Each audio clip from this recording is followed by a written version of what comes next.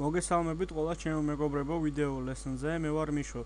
და დღეს მე მინდა გასწავლოთ ასე ვთქვათ error კოდის 0x8207207B-ს მოგვარება. ეს პრობლემა ხშირად წარმოიქმნება Windows-ში ჩემო მეგობრებო, მაშინ როცა Windows-ი არის არასწორად გააქტიურებული.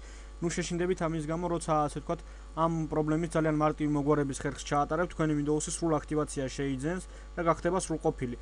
პირველ რიგში თქვენ უნდა შეხვიდეთ სტარტში ჩემო მეგობრებო, ამის შემდეგ გახსნათ ასე ვთქვათ გრაფა accessories და აქ იპოვოთ ასე ვთქვათ გრაფა, რომელსაც აწერია სახელწოდებით command format. ამის შემდეგ უნდა გავუშვათ ეს ადმინისტრატორის სახელით.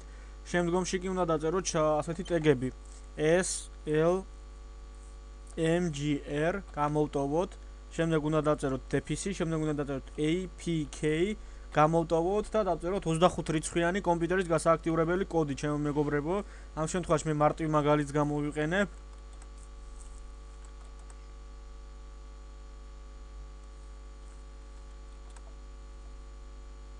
და ამის შემდგომ უნდა დავაჭიროთ უბრალოდ enter-ს და ამის შემდეგ აქ დაეწერება, როცა enter-ს დავაწვევით Windows successfully activated. ანუ Windows-ი გააქტიურდა წარმატებით ჩემო მეგობრებო და შემდგომ თქვენ შეგიძლიათ შეამოწმოთ თქვენი Windows-ი და იქნება გააქტიურებული სრულიად თავისუფლად.